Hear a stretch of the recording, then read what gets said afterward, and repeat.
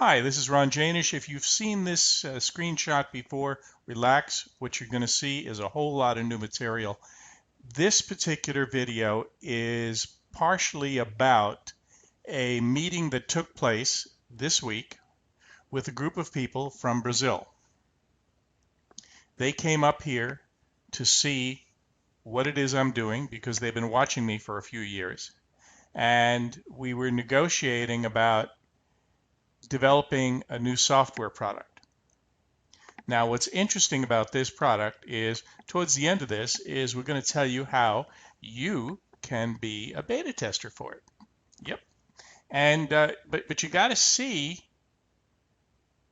what the presentation is going to entail in order to see if you're interested in being a beta tester. Because let's face it, beta testing something takes a little bit of time and effort and interest, so you want to find out if you're going to be interested. So let me give you a little bit of history, an instant history on technical analysis, and perhaps a way to do it better, in stocks that I would not do right now because of my present forecasts on the market. Okay, well, once upon a time there were these things called lagging indicators, and this is a Dow chart with weekly data on it, and whenever the blue line goes above the red line, it's a buy, and whenever the blue line goes below the red line, it's a sell. And as you can see, it works pretty well, except on the side times here when things get kind of chopped up. But for the really long and strong moves, it does pretty well. Okay, now some people got the idea that, well, this looks good, they really want to improve it. And so what they did was they added an oscillator, and here's a simple version of stochastics. And so they looked at this and they said, well, this isn't really that good. It takes the moves during these big long times, but it's really not that good. How can we improve upon it? Well, one of the ways you can improve upon it is by using what George Lane, who is credited for being the developer of stochastics, but he's not. Anyway, it's what he said at a live seminar that I attended. And he said, well, what you do is look for prices to be in the upper range here, which is the overbought. Doesn't make sense, does it? Hold on. So you look for prices you look for the signals that occur when prices are in the overbought. Okay? And take those. Now, if you take those, and we're using a portion of history that's 2003 until sometime in 2007, and as you can see, it had one or two. It would have got out here. It may have gotten in here. And anyway, it gives you a little bit different buy and sell times. Okay, you still use the blue line going up over the red line to buy, and you exit when it goes under, and stuff. Still that same concept. Only you only get long when prices are in the overbought area. Okay, and that's if you're a buy only guy. Now, if you're crazy enough or sophisticated enough to use a sell also type thing, well, then you might look for prices to be way down in the area, in the oversold area, in order to go short, with the blue line crossing under the red line. But generally speaking, this blue and red line thing here is a fairly popular concept used by Goldman Sachs, and you just add this other thing here to it, and away we go. So what you do is you go back through, you develop your indicator over here, and maybe even test out a few different ones, and then you go, so you develop it on a piece of time, like over here 2003 through 2007, and things look hunky-dory. So you look into the future, you do a walk forward, and you say, wow, look at this, here was the sell. It would have gotten me short if you were sophisticated enough to go short, and taking it all the way, and would have gotten out over here, which would actually be a buy because it's up there in buy territory.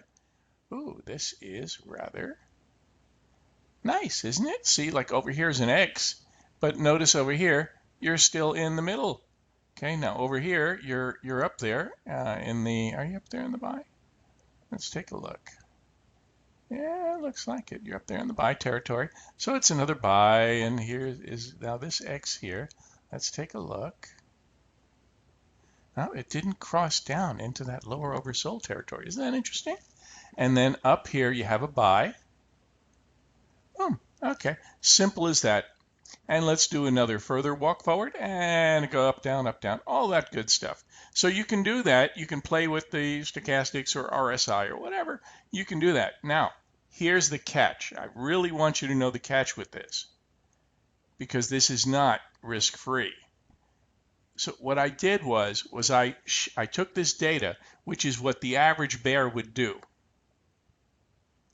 Okay, the average trader is going to do a test run that looks like this, and he's going to go walking around saying he's got the best thing since sliced bread. But I've been involved in the market more than this time period here that we've looked at, and what I clearly remember is standing in front of students at Homestead High School in Sunnyvale, California, the heart of Silicon Valley, telling them in October, I think it was my birthday or the day before, of 1987, that this is one of the few times when it's a great time to buy options, because options are so ridiculously risky and overpriced most of the time, and the only time they're even worth the risk, in my opinion, is when you think there's going to be a massive move that you can take advantage of in a very short period of time. Okay, let me show you what happened. Boom. We wound up going short up here, which was the October time period before my birthday, right up here. And as you can see, boom, things went down massively. Now, this indicator here, as a matter of fact, might have even gotten you to go short down when it went down here, which would, of course, would have been horrible. Anyway, so that's the danger in using this kind of an indicator. So what's better? Well, one of the things you can ask me is, Ron, what did you use up here? What I used up here was Andrews Babson. Absolutely textbook. Now let's move on to slide 16. Here it says, is there a better technique? Now, this is a post that I did on CNN. Notice the date, March 21st. You know, the nice thing about CNN is when you post something, good, bad, or indifferent, they don't take it down. So if it sucks, it's going to suck. Okay, and if it works, it'll work. Okay, so we drew this cute little line here and said, okay, the fattest lady has sung. Not just the fat lady, but the fattest lady. What did I mean? Financial sector fund. Boom, this is it. And what date was this? March 21st. Now today is May 1st, so we can even see what happened since then. Well, here's a chart that goes into April, and here's March 21 right there. Now, okay, you can say, hey, Ron, all you did was draw a straight line. Of course you're right. But there's only certain times when that line is worth drawing and worth paying attention to. Okay, let's move on. Okay, now we can also be credited for doing a forecast for several days. Here's how it was done. What we did was just before Easter, this was posted April 14th, about a week before Easter, the Monday before. We said, hey, we have a resurrection rally. Okay, somebody accused me of having a rather weird sense of humor. Maybe I do. No question about it. Anyway, this was on April 14th, looking for a resurrection rally. Why? Well, we had a early indicator that gave us a four early in something we call the new Andrews Pitchfork Index. Wonderful tool, and you use it very selectively. Here's what I mean. When you see any number 2 or greater, that's usually an indication that you're going to have a nice move in in the direction it supports. So if you see one below price of a 2 or greater, up we go. If you see one that's 2 or greater, it's above price, it's down we go.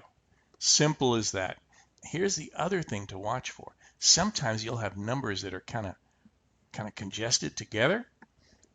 What happens then is you add them up and away we go. See, 1, 1, 2, 1. Last time I counted, that equaled 5.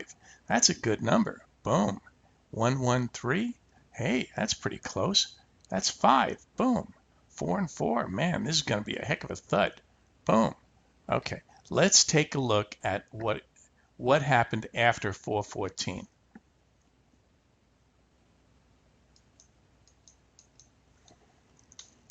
There we go.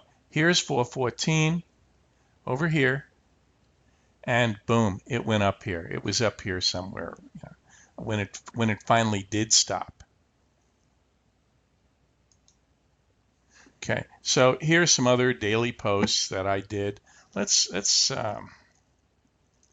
what number is this? This is number 20. Yeah. Okay, so here's some daily posts. As you can see, the last one's a 4, indicating, hey, it's down some more. This is what happened afterwards, just kind of waiting around. Got another 4, still waiting. Notice that the one on the bottom to here and the one on the bottom over here is separated by the 4s on top, saying, 8 down, 2 up, still down a ways. Boom, here we go. So here we finally got a 2. We had an early 2, suggesting up we go on 2-5. Okay, let me explain the difference between early and end of day. Early is typically an indication I get with the Andrews indicator, New Andrews Pitchfork indicator, early in the morning. That means that by the end of the day, things could change. So if I put early on something, that means at the end of the day, something that's a 2 early could be a 0, 1, 2, 3, 4, whatever, by the end of the day, okay? Also, typically, I do not post anything greater than a number 4. There may be indications greater than that, but I don't post that. I don't want to get people too freaked out. Okay, so we can see here, okay, so this was it. Let's see what happened afterwards. Boom, up we shot. You see that? Really nice upshot. Okay. And when we posted this chart here a few days later, note that we did not have any number over here telling us down we go. So let's see what happens. Boom. She went up really nice. Okay. Now early, so over here, then you had a 2 saying up we go some more. Sure shooting. Up it went some more. And then we had a 1. Usually when you get 1s, that means the market's thinking about stalling. Okay, so we had our 1 up here, kind of a stall. Then we had a 3 down here saying, hey, up we go some more. Let's take a look. This was end of day 317. This chart was posted. So 3 up, hey, that's a powerful up move. Let's see what happens. Boom. So we had a 3 up, went up, had a 1, a little bit of a stall, come over here, a 2 up. Let's take a look. Hey, went up nicely. Then we had a 1, another stall. Oh, jeez. Oh, okay, so we came down a little bit and came down, and finally there was a 3. And that was the resurrection. Was that the resurrection? Yeah, that was a resurrection rally. And boom, up she went. Okay, now here's what you need to know about the new Andrews Pitchfork indicator, is that it's entirely free. We give out the end of day results to the public on the andrewspitchfork.com website. We do not, under any circumstances, transfer the formula to anyone else. It will only be in our software. Why? Because it doesn't make sense. Why would I give up something that gives me an absolute edge? Duh. But we'll give it, we'll give you the output at the end of the day for, that kind of stuff. People who want the output early and use it in conjunction with Andrews course indicators can simply take the course, and we typically publish the early information and that kind of stuff to the Andrews group because people like to discuss what lines they're using and what stuff like that. So we want to make it as easy as possible for them. Okay, so if you want earlier information than what is put out to the public for free, join that group, and it's a private discussion group, and you have to be an Andrews course member. Just go to andrewscourse.com and click on products, and boom, you're there. Okay, now here's a question. These lines I draw, can it be done with some fine tuning? Now here was one of my hokey posts on CNN, posted March 7th, 2014. Is a stock market crash next? Oh, come on, Ron.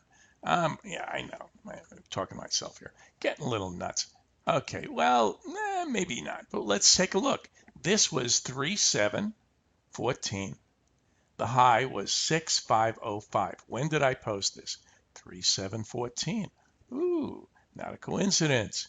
This is a 15-minute chart. See how it says 15 up there? Okay, so the time is 10:15, and the high was 16505.7. Let's see if I even got it close. I mean, nobody can pick the top or bottom of markets, can they? That wasn't so bad, was it? There we go. 10:15, March 7th. This is the chart. This is what happened afterwards. Okay, this is several days later. 15-minute chart once again. Coincidence, right? Maybe not. Let's see, where are we? We're at 31. Now, who invented this stuff? I mean, somebody brilliant had to come up with it. Well, it was Roger Babson, founder of the world-famous Babson Business Institute. Babson, it is a really, really hot, cool college, university to go to. I mean, this is a university where Babson's principles are applied. So, for example, if you get an MBA, you don't have to have a master's in BS administration. You have a master's with actual practical experience. So you have to go out there and really do something significant in business as part of your project. I mean, this is a really cool school, invented by a guy who really knows his stuff. Now, what happened was Roger'd have these meetings at this thing called the Gravity Research Foundation, which, by the way, is still around today. But now they've got these brainiacs like Stephen Hawking's and stuff. At the time, they had lower level guys like Alan Andrews was the first guy who attended. Another guy who came later was Birdseye, the frozen food guy. Another guy who came later was Zagorski.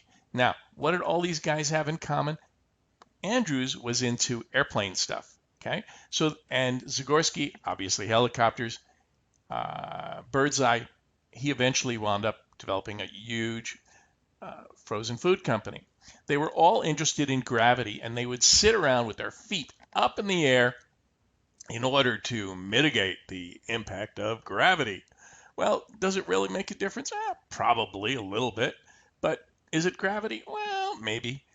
And so Babson taught these techniques to Andrews, then Andrews developed them further, and he passed them on to some other people.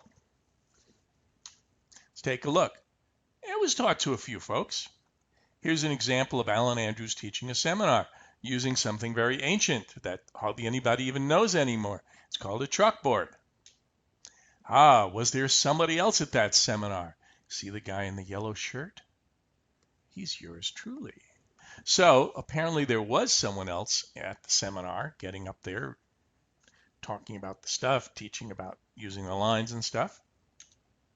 Now, is anyone teaching it today? Well, could be. The thing is, you got to go to andrewscourse.com, and if you click on new, you can register for 2 different email groups. I suggest both because the content is very different. One is once in a while, and the other one is you get 1 or 2 a day sometimes. And they're both free, okay? And then you can also click on charts and forecasts and see some cool stuff. Then you can click on videos and see some videos that are really fairly mind-blowing. One of them shows a brand new technique in the Forex, and we show you exactly, and this is a very, very advanced technique, and show you how it's done. Okay, I'll show you the decision process I used for putting some trades on. And then you get to look at a chart and say, okay, well, let's see what really happened, you know? So let's take a look. This says I can go one or two more pages. Okay. Will they stop teaching it soon? Quite possibly, because they're working on developing new software that will take over the analysis of what is being done today. And the new software will have various signals and manage the trading. Whoa. So that means that after the new software is out, this course and learning the ins and outs of this stuff, it might be in the code. And heck, people won't know the ins and outs. They just you click on a button and see stuff, right? Just like you do with software. Okay, how can it be tested? One of the things we like to do is to do real-time tests. Historical tests are nice and pretty, and you know, they're kind of like a lumber yard. You can build anything you want with it. But real-time tests, what you do is you can use a broker, or which you'll usually have this service for free, or pay somebody.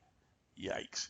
You know, there's a company out there that charges like $120 for 6 months, and they keep track of all this for you, and they make believe they're a broker or something like that. So what happens is you put in the orders, and these are the results you might see, and on a daily screen. And let's move on to another page here. Boom. Okay, there's a futures only test.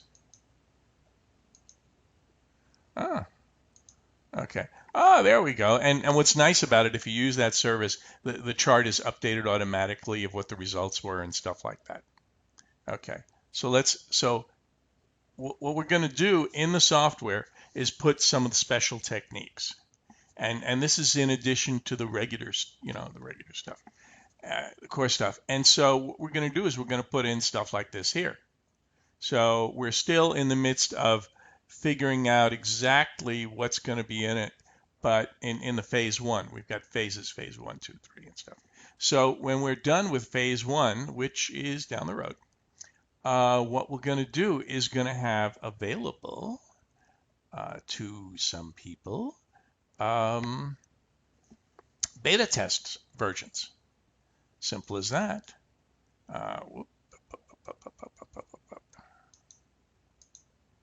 Okay, we're going to have available beta test versions, and so that's kind of interesting.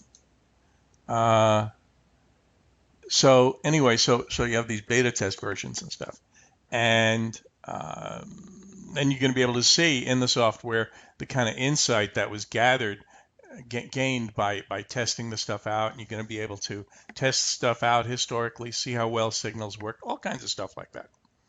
And we're going to make it available in beta format. And if you're interested, let me know, and we will put you on the list of people that are interested. You'll be able to beta test the software. Isn't that cool? Now, here's the really good part, is we'll have the data feed. So if you don't have access to really good historical data and stuff like that, like we have, no problem, we'll have it. And of course, we can't charge you for it because it isn't ours. So we'll have all that kind of stuff and all that stuff there for you, and you'll be able to beta test it, and it'll be really cool. All right? Do want you to know something. Is there a catch to this? Of course. Here's the thing. In order for you to beta test it, you kind of have to know what you're doing. I don't mean turning on a computer. I mean like being able to understand what the signals are that we're using. So what we're going to do is we're going to have it available to people who are course members. Okay, so if you're interested, send me an email. Okay, just send it to support@andrewscourse.com, or if you know my regular email address, send it there. We'll make a list, and we'll go from there. Okay, so we'll talk to you later. Bye.